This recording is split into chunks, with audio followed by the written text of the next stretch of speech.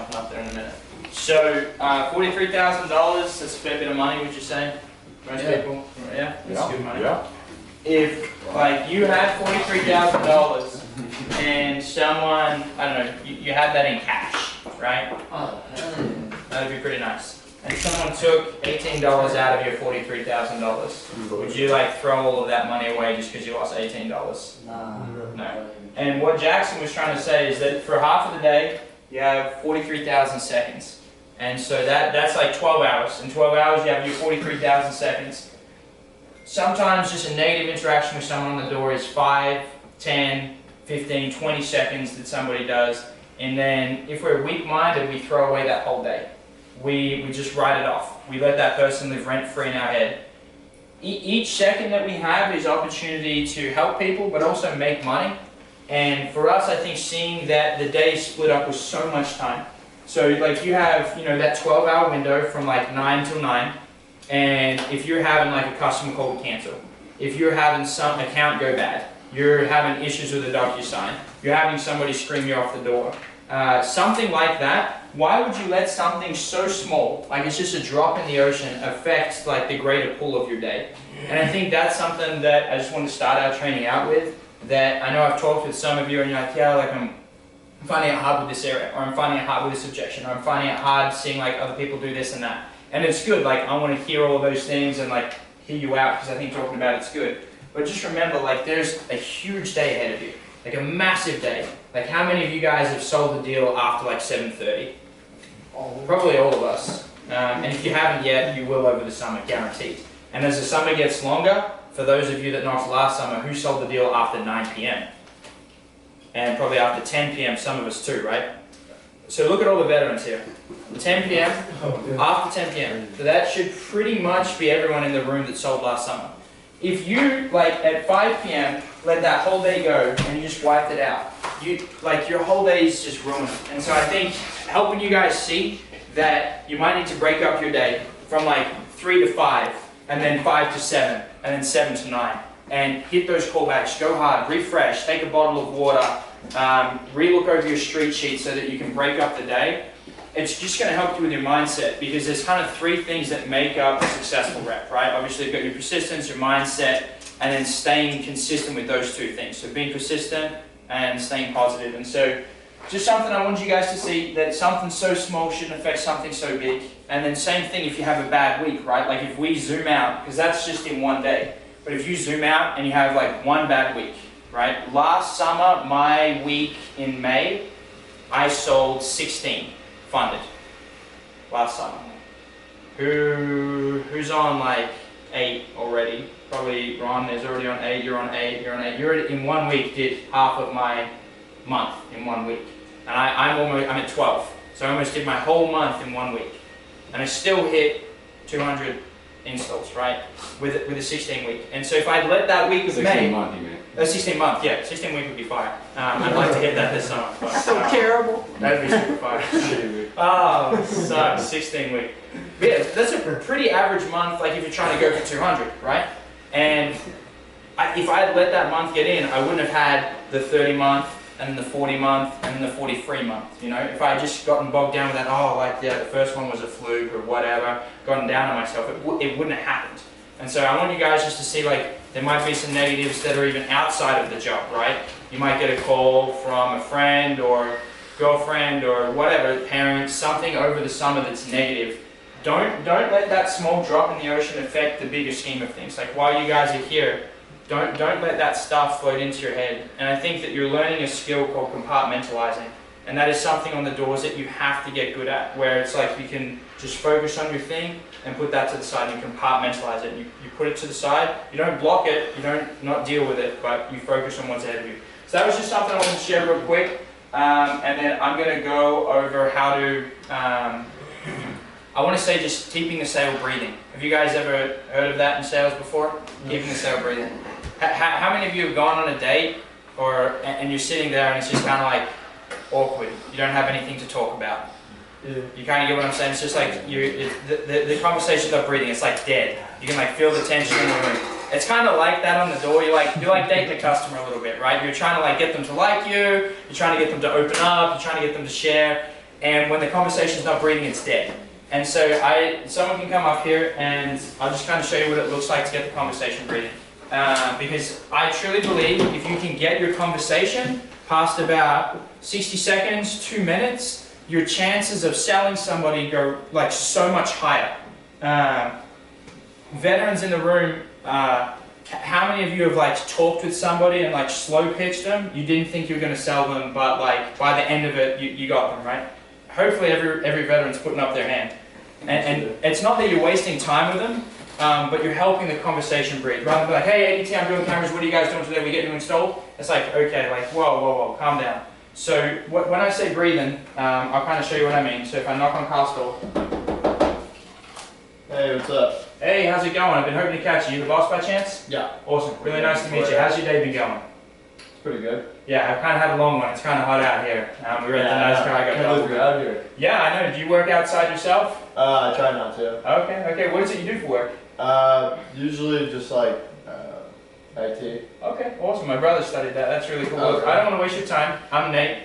I've been working with a couple of the neighbors. I'm sure you know Miss Lucy down there. We've just been helping them out with the AET and security. They've just been calling up a lot of the neighbors looking to do cameras. I'm sure you guys are probably the same. Looked at doing some cameras. You thought about it, yeah. Yeah, sure. What was the main reason you guys had thought about it? Just to see what's going on. Yeah, totally. I get that. I'm the same at my house. So kind of see how like I'm just asking him questions and we're going slow. But like what I did there, that little bit where I was just talking with him, I'm letting it breathe, and hopefully like Carl doesn't feel like I'm pushing stuff on him. I'm just super relaxed. Oh, awesome. Why did you look into doing cameras? Oh, what is it you do for work?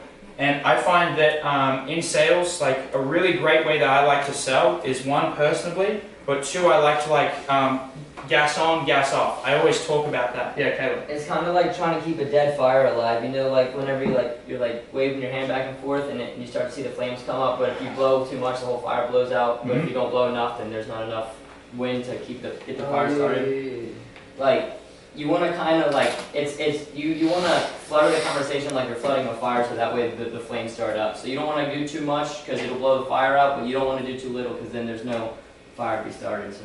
Awesome. Cool way to picture it. So like another one that I'll do is like just an icebreaker. And I'll go on, hey, how's it going? Man, you have a really, really cool garden. I noticed the azaleas there. Those are awesome. You Oh yeah, you know what those are? Yeah, my grandma has them at her house. So you do the garden in here or? We usually just pay the Mexican guy down the street. Okay, well it looks great. I'm actually working with some of the houses that look slightly nicer like yours. I've been hoping to catch her. You by chance the boss? Yeah, I'd say so. Awesome. How long you guys in the house here? 3 years. It's kind of tough to get in the housing market. You got any tips for me? Save. Okay, awesome. And I always like learning from different people. Well, look, I'll keep it quick for you. What I'm doing is a little different. And like just something to talk and like bring it in and out. And I'm not gonna like, hey, I never met ET, I got something really, it comes off as super insecure. So something for you guys, you're all likable people. Like you all have interesting things, you all have stories. So like, don't be afraid to ask them a question and let them answer. How's your day been going today, sir? Been alright. Awesome. I'm really glad to hear it. Hopefully I can make it a little bit better for you. And then I'll just kind of go and explain it. And so when you're making the conversation breathe, obviously you need to transition. Yeah.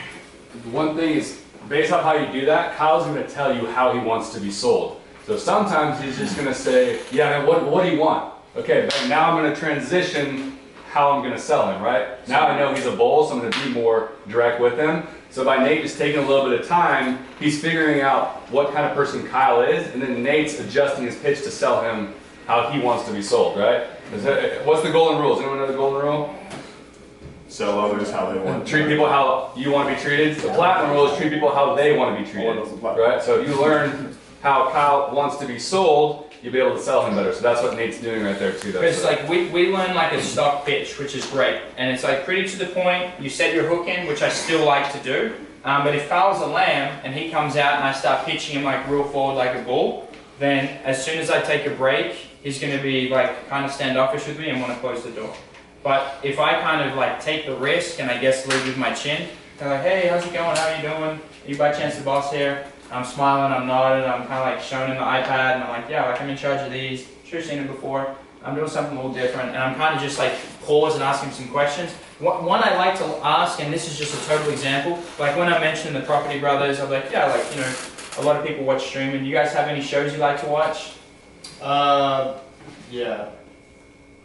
What? Which ones do you guys like to watch? I heard Money Heist is really good. Yeah, it's pretty And good. so see, I'm trying to make it breathe. So like he didn't answer, and I'm like, oh yeah, I'm sure like Money Heist is really good. I heard that one was really great. I haven't watched it. Oh, okay. Well, I highly recommend it. Let me show you what I'm doing with the neighbors, and I'll just go straight back in.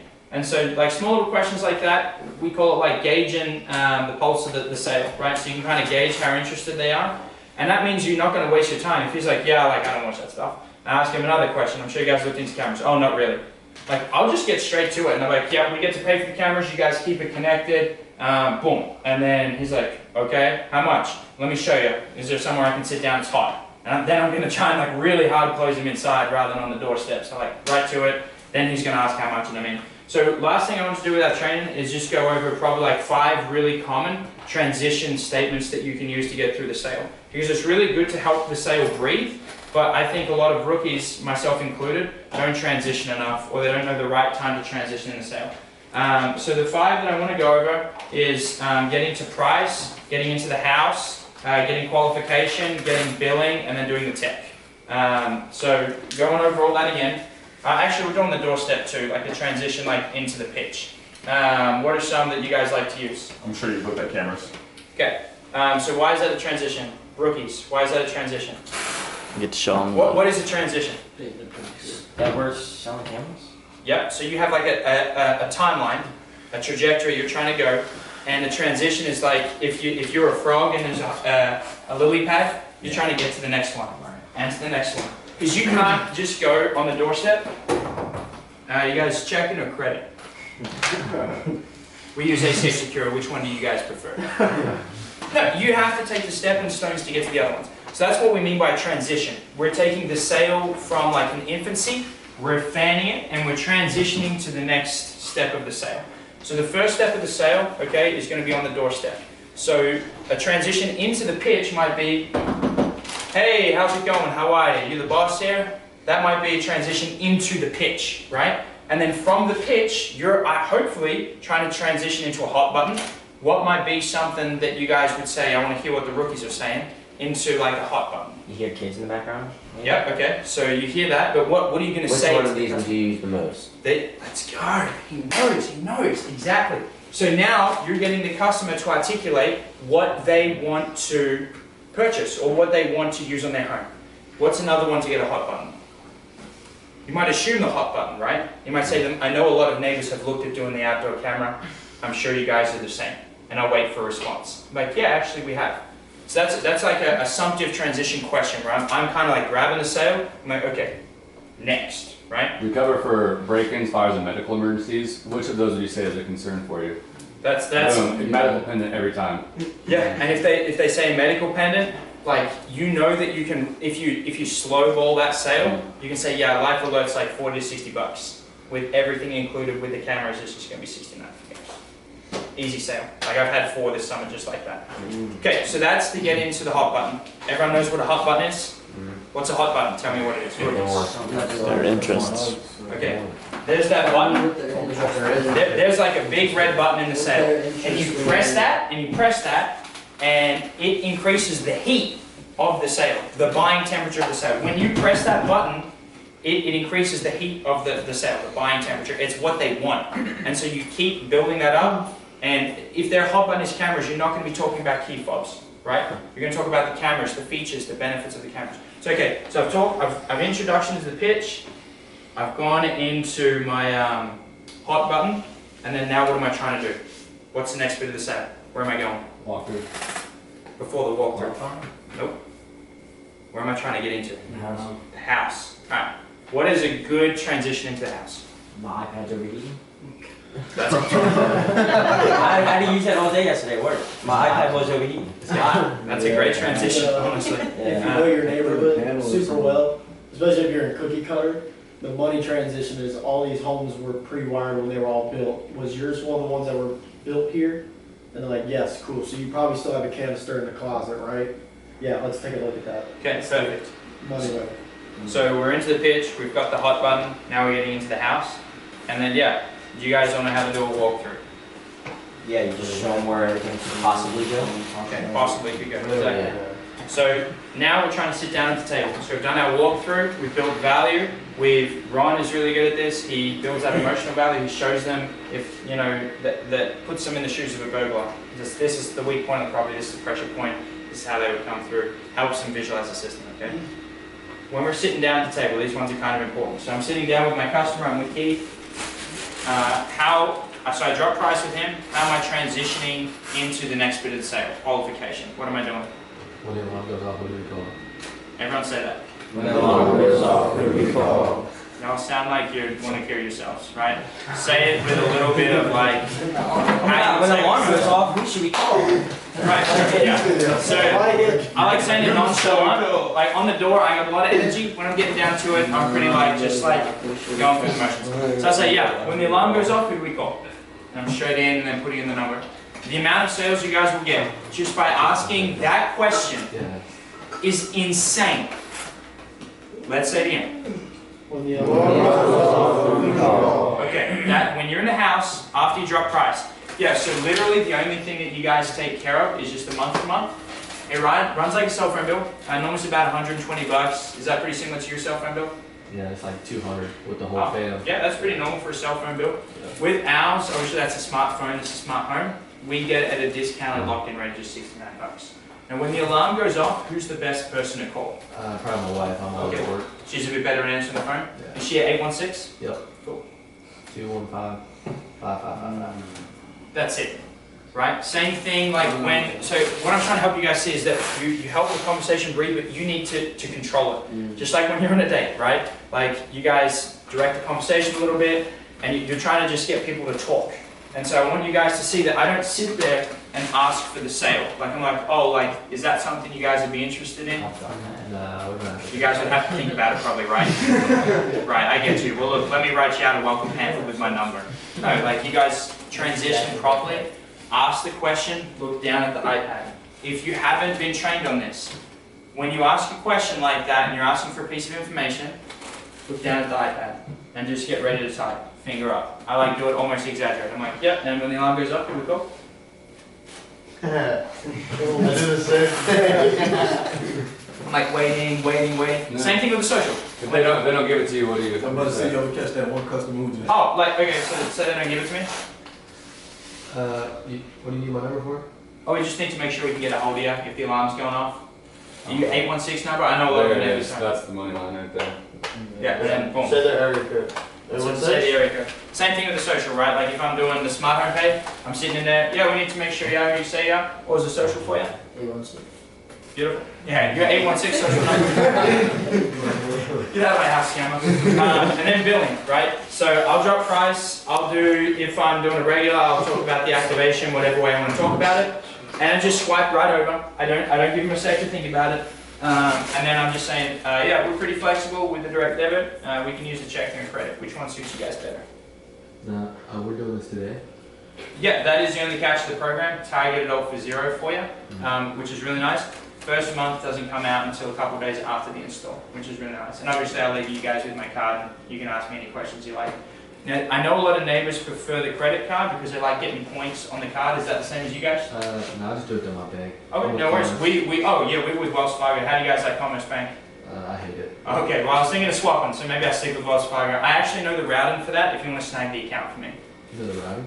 Yeah, all the banks have the same one, which is really cool. Each bank has one. 00.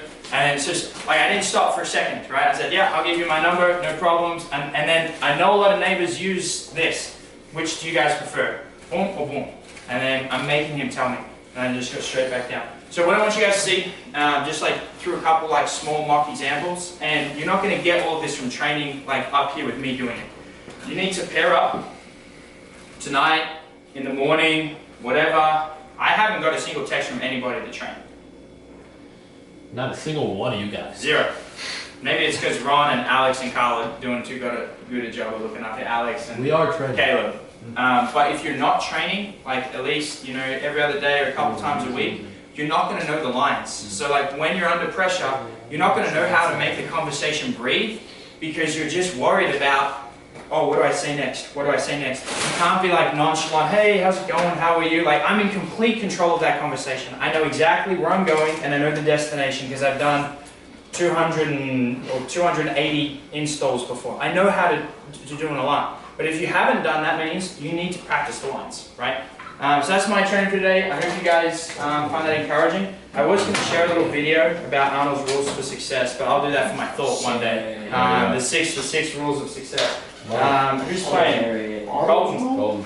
And you guys need welcome pamphlets. Those are the team. Yeah, some. You got a couple welcome pamphlets. My band doesn't need me. We have some in our band.